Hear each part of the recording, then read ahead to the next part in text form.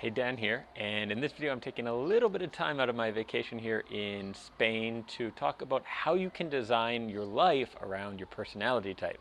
Now, if you've been following me, if you're on my email list, you know that this is an area I'm extremely passionate about.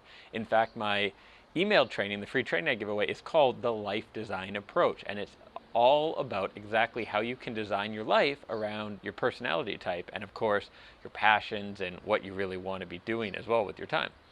So the first thing I want to cover here is that usually when people don't have the life they want to have, when they're dismissing their goals, it's because they're asking the wrong questions. It's when they're focusing on what they can't do. They're asking the question, why can't I achieve this? Or what are my weaknesses?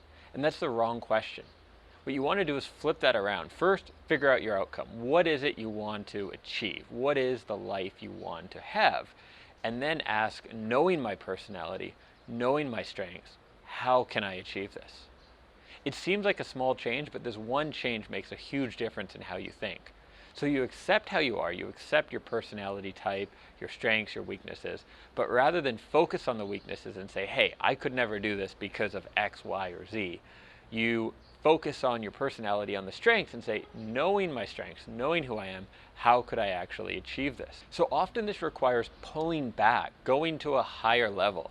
So when you're thinking about your life or business decision or anything else, there's usually different levels, right? This is where the saying the big picture comes from. So you have the big picture, which is looking down at everything, and then you kind of get lower and lower into the minutia, the details. And usually it's getting stuck in the details where we get lost. And so pulling back to really what you're trying to achieve, really what is the purpose of what you're trying to do, often helps solve this problem. So let me give you an example. Let's say somebody wants to start a YouTube channel. They think that is their goal, right? They say, well, I want to start a YouTube channel. I want to have a bunch of followers and build out this channel, but I'm really shy. I'm really awkward on camera. It's just not my personality. I hate being filmed. I hate making videos. Well, what if you pulled back? So right now they're focusing on YouTube and they're saying, because I'm shy, because I hate video, I can't do YouTube. But if you really look at that goal, is their goal to be on YouTube, or is their goal to build a community, to have a group of followers, to spread their message, to share their voice? If you pull back to this bigger goal, the why behind doing YouTube, which is probably just what I said, right? Building a community, helping people, spreading a message. If you focus on that and say, okay, my goal is to spread a message, it's to help people, it's to build a community, then you open up a lot more possibilities. Well, what if they did a written blog? What if they did an audio-only podcast? What if they were to do some other kind of content, right? There's lots of different ways to make content that don't require you to be on video. So that's the first thing. Now, of course, they could also look at getting over those fears, developing their video abilities, all that stuff as well. But if that is assumed to be somewhat permanent, and nothing really is, but let's assume it's somewhat permanent and they have those fears and just aren't good on camera, then there's other ways to achieve the same overall outcome, the same feelings, right? The feelings of community, sharing a message, helping people, all that stuff. So let me give you another example from my own life. Now, I hate cold calling. If you don't know what cold calling is, it's in business when you're making cold calls, sales calls to people who aren't expecting you, right? So it's either calling people up or going door to door and saying, hey, buy what I got to sell, right?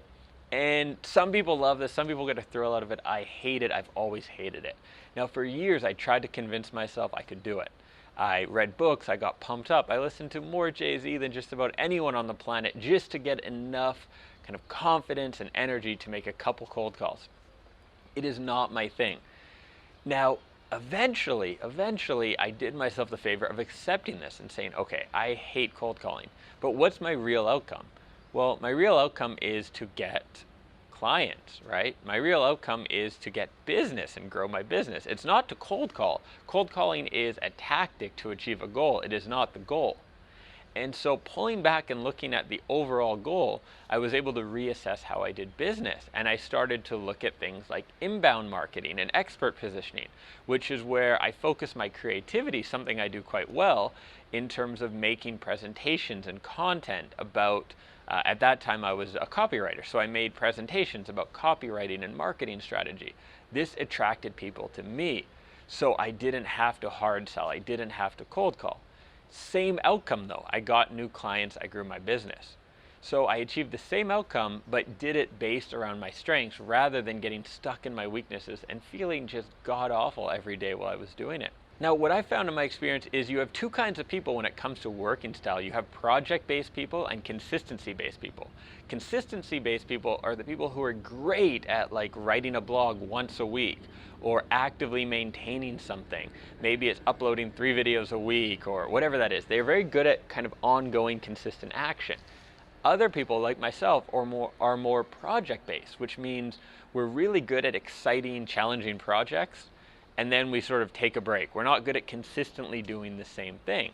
Now, I came to realize this about myself, and pretty much have given up on maintaining a blog. Yes, if you go to my site, you'll find some articles I update from time to time, but I realized that consistent, kind of once-a-week article writing is not my thing. I'm more of an, I guess, call it an inspired writer or whatever it is, and I'm just disorganized in that part of my life in terms of consistently putting out content. Yet I can finish a book where most people can't. I can sit down and in a couple weeks really focus and get the draft of a book done. I'm very good at big projects, terrible at consistency. So knowing that and accepting that about myself, I changed how I do business. I focus on bigger things. I focus on putting together an entire book or making a large video-based training course, things like that, rather than trying to do one video a week, small bits and pieces. I try to focus on make one really great thing every 3 months or something like that. And it's generally been working a lot better for me. Now, of course, YouTube here is the challenge of trying to be consistent with videos. And so far, I think I'm doing decent, but we'll see how I push myself here to break through that challenge as well. So just to recap, when you want to design your life around your personality type, and why wouldn't you? Of course you should do that. You got to pull back and ask yourself the right questions. Think of your outcome as your overall goal. Don't think of how to get there. Don't get stuck on the how. Think of the why and the what, where you want to get to, what your outcome is. And then look back and think, okay, knowing my strengths, knowing who I am, how could I achieve this in a way that's suitable for my personality? And it might be a different way than other people are taking or a different way than you had in mind, but it will get you to that same outcome. So here in the comments section, I want you to share one thing for me. I've shared a lot about myself. I want one thing shared from you.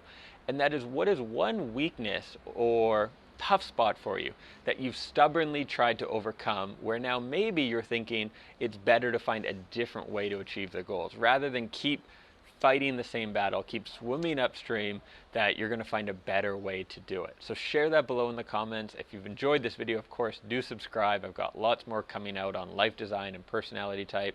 And yeah, as I mentioned at the start of the video, if you're into this concept of life design and really setting up your life around who you are, then do head over to my site if you haven't already and subscribe to the free training. I have the life design approach. It's a 9-part email training, totally free.